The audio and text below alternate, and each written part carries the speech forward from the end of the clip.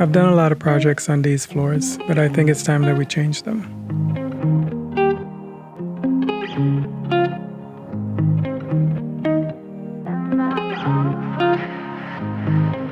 First thing that I did was go to the home center and got the cheapest tile that I could find, just to level everything off because I didn't want to pour any concrete.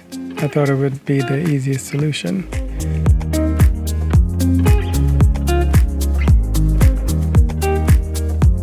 Next, I installed some underlayment with moisture barrier because these floors were going in the basement, and basements usually have a lot of moisture.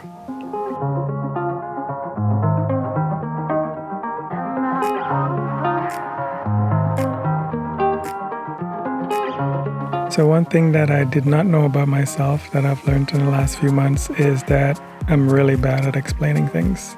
I guess that's why I'm not a teacher. So I'm gonna try to explain what I'm doing the best I can. First of all, when you start, you have to start on the left side of the wall, and you have to remove the tongues on both ends. So everything facing the wall has to be removed.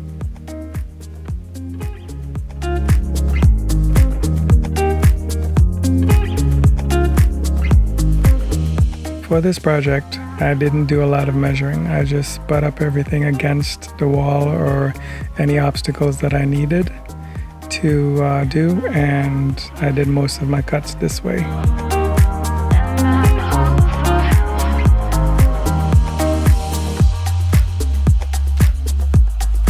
When I get to the wall, it's pretty easy. All you do is flip the piece around and then make a mark. And you cut that mark and it should line up perfectly.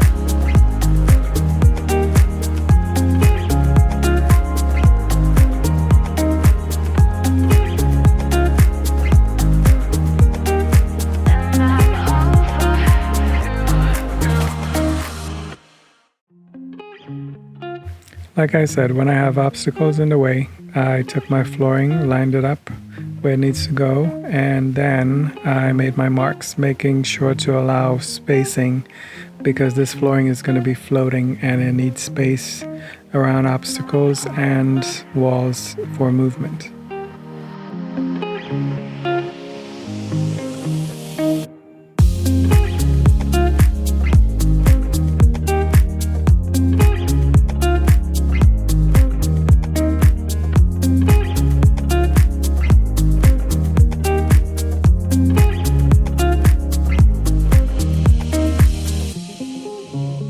And to make my cuts, I used my table saw and my jigsaw.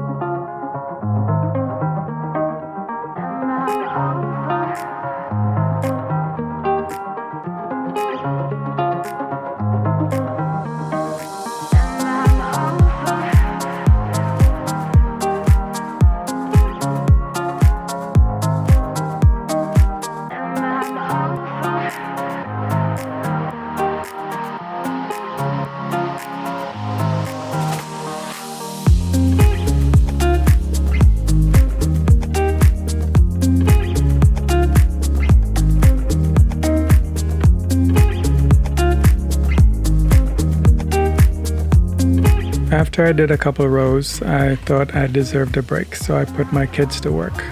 They did a really awesome job and I thought that they should finish the project, but my wife said no.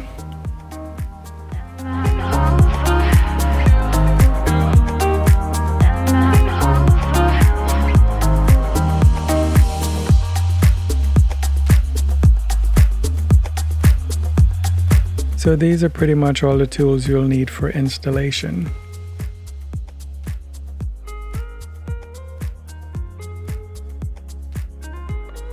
And these are all the tools that you can use to cut the flooring.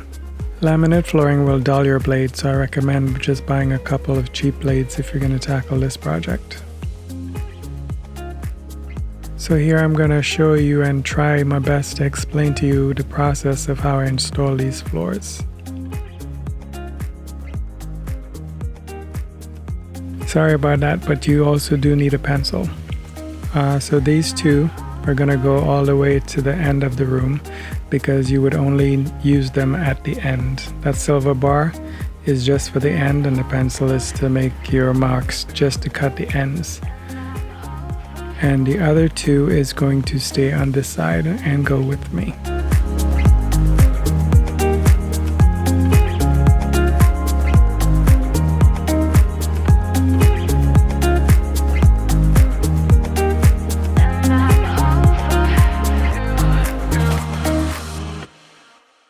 So you angle the flooring at a 45 degree, and when it touches the other one, you press down all the way.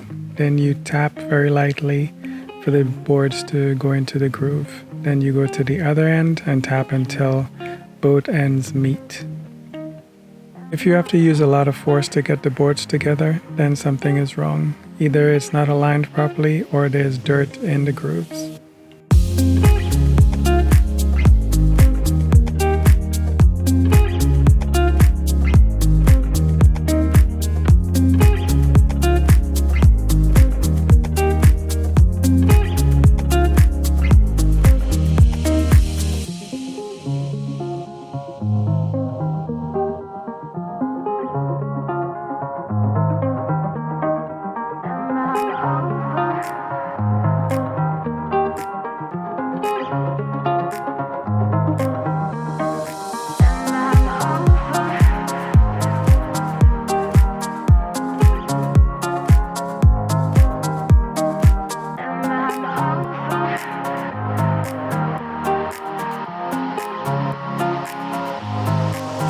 Now I'm at the bathroom and I have to install a transition. First I'm going to put just the metal piece that holds the transition so I can know where to cut the flooring and install it, and then later on I'll install the transition itself.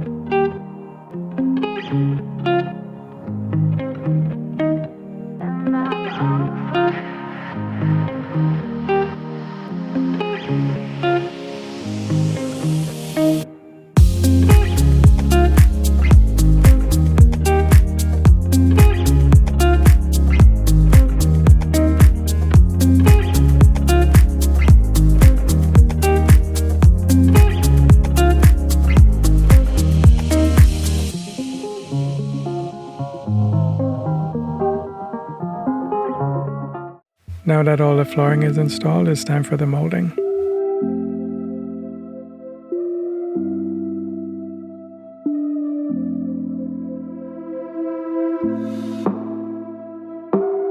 I decided to paint all the molding before I install them. I thought it would be easier this way.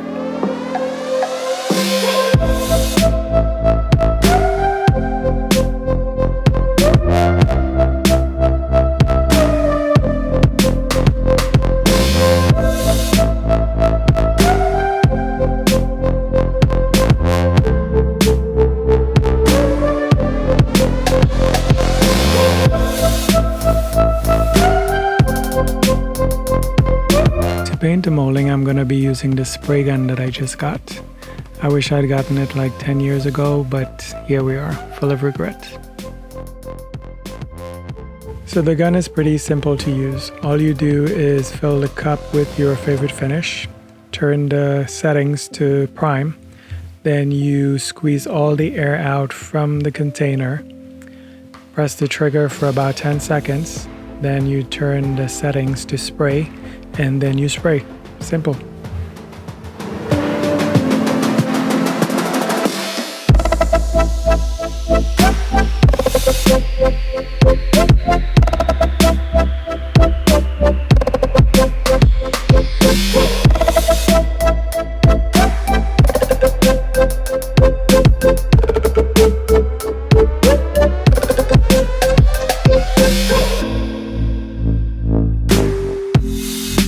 After installing the molding around the bathroom, it was time for the transition.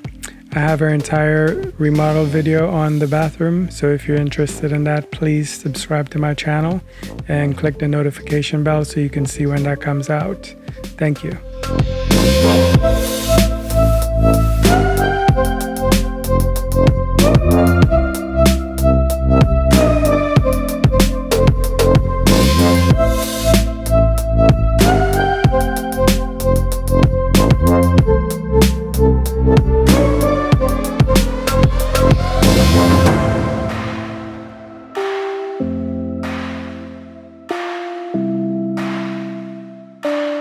After the molding was done, I applied some caulk and some touch-up paint, and then this project is done.